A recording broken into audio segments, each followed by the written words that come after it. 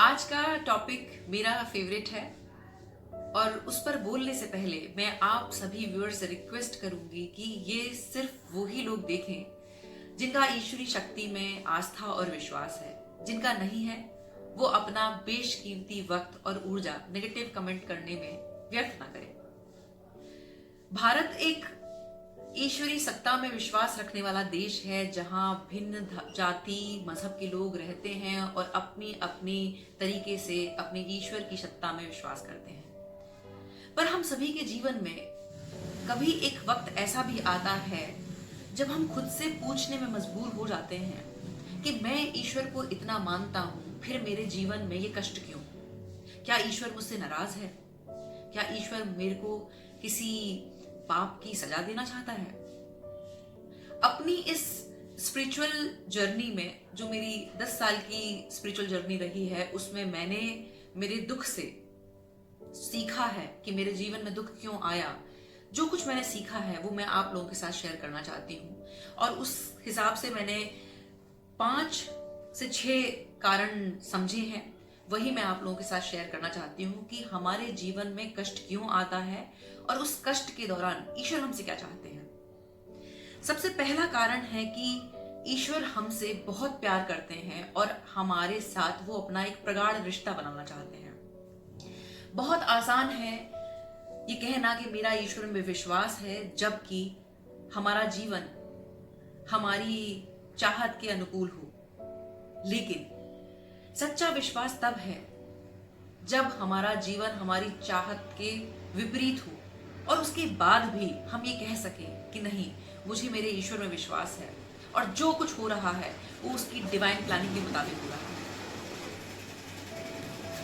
ईश्वर हमें एक ऐसे टेस्टिंग टाइम से निकालते हैं जहां हम उनकी टीचिंग्स को फॉलो करते हुए जब हम आगे बढ़ते हैं और अचानक हमारे जीवन में कोई ऐसा चमत्कार होता है और सिचुएशंस हमारे फेवर में आ जाती हैं, उस पल हमारा रिश्ता ईश्वर से और प्रगाढ़ होता है। हमारा जीवन में दुख आने का दूसरा कारण ये है कि ईश्वर हमारे जीवन में परिस्थिति नहीं, हमारी मनस्थिति को बदलना चाहते हैं। मेरे जीवन में कई सारी सिचुएशंस ऐसी थी जिसके लिए मैंने सालों ईश्वर से प्रार्थना की कि मेरे जीवन की उन सिचुएशंस को बदलें, पर ऐसा कुछ भी नहीं हुआ। बल्कि उसी तरह की सिमिलर और सिचुएशंस मेरे जीवन में हुई। वहां मैंने सीखा कि ईश्वर मेरे जीवन की सिचुएशंस नहीं चेंज करना चाहता, वो चाहते हैं कि मेरी मनस्थिति, मेरा माइंडसेट और एटीट्यूड उन परिस्थितियों के लिए चेंज हो। और जिस वक्त मैंने ये सीखा कि मुझे अपने एटीट्यूड में बदलाव लाना है, तो दुख जैसी कोई चीज वहां थी ही नहीं। तीसरा कारण है ईश्वर महिमा चाहते हैं। कई बार हमारी जिंदगी में जब हमें नेम फेम सब कुछ मिल रहा होता है तो हमारे भीतर हम उन सब चीजों को ईगो पॉइंट से देखते हैं कि जो कुछ कर रहा हूं मैं कर रहा हूं, जबकि हमारी बॉडी को ईश्वर एक निमित्त बना के, जो हायर कॉन्शियसनेस है वो इस शरीर के माध्यम से फ्लो होती है और वही क्रिएट करती है।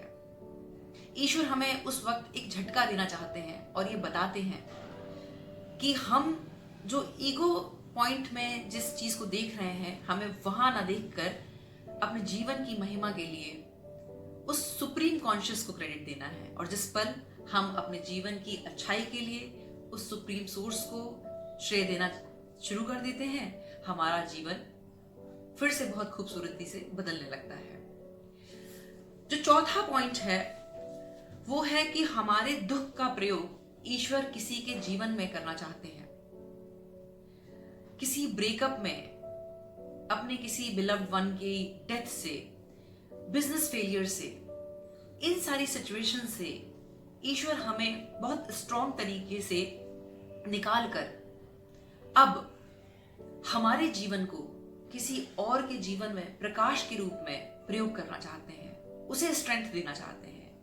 इसीलिए वो चाहते हैं कि हम उस कठिन परीक्षा से गुजरें और किसी की जिंदगी में प्रकाश करें। ईश्वर हमारे रिश्तों की दुख के माध्यम से छटनी करना चाहते हैं और हमारे जीवन में कुछ डिवाइन एनर्जीज को जोड़कर हमारी लाइफ के इंपॉर्टेंट लेसन्स हमें सिखाना चाहते हैं। अक्सर हमें लगता है कि हमारे आसपास जितने भी रिश्ते हैं वो सब हमें प्यार करते हैं और हमारे सारे सहयोगी हैं, बल्कि ऐसा नहीं है। वहां ईश्वर को पता है कि हमारी जिंदगी में अहम भूमिका कौन निभा रहा है और कौन सिर्फ नाम के लिए है। तो उस वक्त एक कष्ट देके ईश्वर वो सारी तमाम जो भीड़ आसपास हमारे जमा है, जिसका कोई रोल नहीं है, उसकी छटनी करना चाहता है और नए लोगों को हमारे जीवन में जोड़कर हमें जीवन के महत्वपूर्ण लेसन्स देके हमारी लाइफ को ग्रो करना चाहता है। ये सारे एक्सपीरियंस मेरे पर्सनल एक्सपीरियंस हैं। अगर आप लोग अपने जीवन में के इस अभी दौर में किसी कष्ट से गुजर रहे हैं तो अपने भीतर इस नकारात्मकता को झाड़ दें कि आपको ईश्वर कहीं भी कष्ट देके आपसे नाराजगी व्यक्त कर रहे हैं। ईश्वर आपसे बहुत प्रेम करते हैं। अपने जीवन में ईश्वर को पहला स्थान दें और जीवन में सीखें और आगे बढ़ें और अपने जीवन के इस आनंद के लिए ईश्वर की महिमा करें। मुझे उम्मीद है कि आपको ये वीडियो पसंद आया होगा। अगर पसंद आए तो लाइक करें, सब्सक्राइब करें और अपने वैल्यूएबल कमेंट सेक्शन में जरूर करें। बहुत बहुत शुक्रिया, बहुत बहुत आभार।